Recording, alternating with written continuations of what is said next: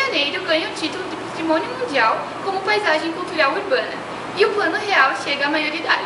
Pinguins são encontrados mortos em praia e Espanha se consagra tricampeã da Eurocopa.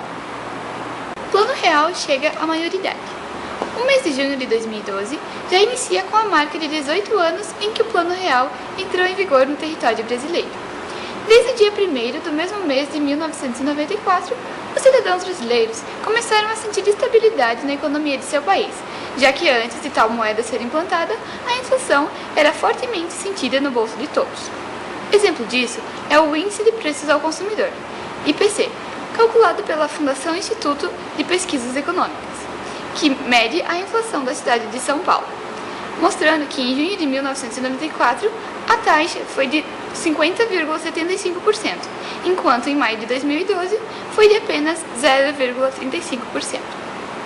Pesquisas revelam que entre os anos de 1993 e 1994, a inflação brasileira chegou a 5.000% ao ano, acarretando em um período de fortíssima instabilidade monetária.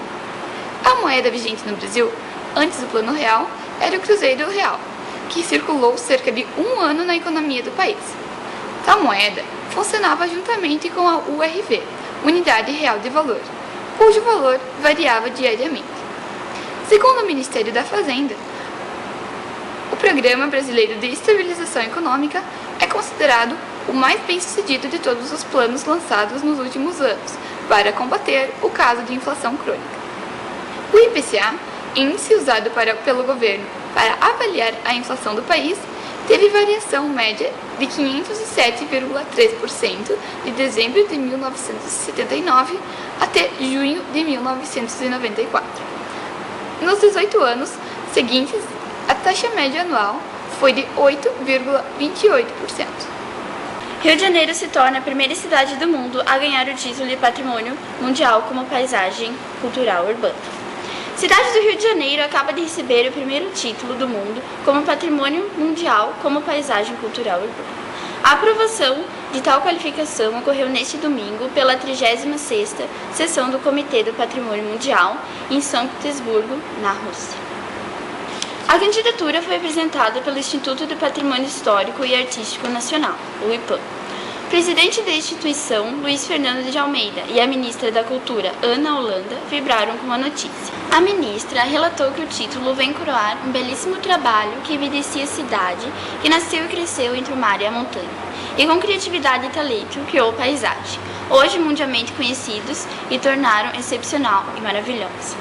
A Cidade Maravilhosa foi a primeira a se candidatar por inteira a Patrimônio Mundial, e a partir desse novo título deve desenvolver medidas para valorizar e preservar a paisagem dos locais reconhecidos pela Unesco. São eles: Pão de Açúcar, o Corcovado, a Floresta da Tijuca, o Aterro do Flamengo, o Jardim Botânico, a Praia de Copacabana, a entrada da Baía de Guanabara. As belezas cariocas incluem o Forte e o Morro do Leme, o Forte de Copacabana e o Arpoador, Parque do Flamengo e Enseada de Botafogo. Pinguins aparecem mortos em praia. Cerca de 40 pinguins foram encontrados mortos na beira da praia em Balneário do Arroio do Silva, no sul de Santa Catarina, na manhã desta quarta-feira, 27 de julho. Os pescadores artesanais que encontraram os animais garantem que o fato foi provocado por redes de pesca de âncora, na quais os pinguins acabaram enrolados e enforcados. Outros fatores que também podem ter influenciado a morte do animal é a poluição causada por esgoto ou óleo, alguns fungos marinhos ou doenças congênitas e o desgaste físico. Dos animais mortos recolhidos, pelo menos a metade estava com restos de linhas de redes de pesca.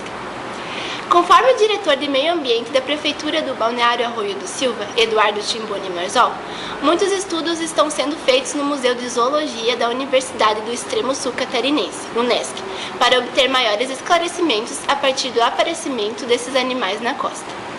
Marzol ressalta que os animais mortos são recolhidos da orla em uma parceria com a Secretaria de Obras do município. A população está acostumada com o aparecimento desses animais nas areias do balneário nesta época de frio, mas alguns cuidados precisam ser tomados em relação aos animais. A orientação da Polícia Ambiental da cidade é que as pessoas não se aproximem ou alimentem os animais marinhos quando eles ainda estiverem vivos, sob o risco de algum ataque por parte do animal que é considerado selvagem e tentará se defender. Com goleada histórica, Espanha se consagra tricampeã da Eurocopa. A seleção espanhola se mostrou nesse domingo que está preparada para a Copa do Mundo de 2014 em território brasileiro. A Física venceu a tradicional seleção italiana por um placar amedrontador, 4-0. O jogo aconteceu no Estádio Olímpico de Kiev, na Ucrânia, e se sagrou tricampeã da Eurocopa e bicampeã consecutiva pelo mesmo torneio.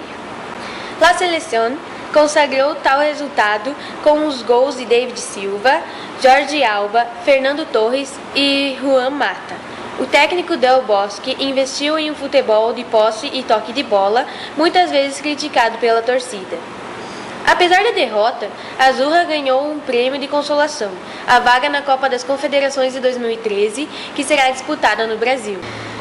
Além de se consagrar como a hegemonia europeia, a seleção espanhola venceu um tabu que perdurava desde 1920 e que não havia conseguido superar a Itália em jogos oficiais.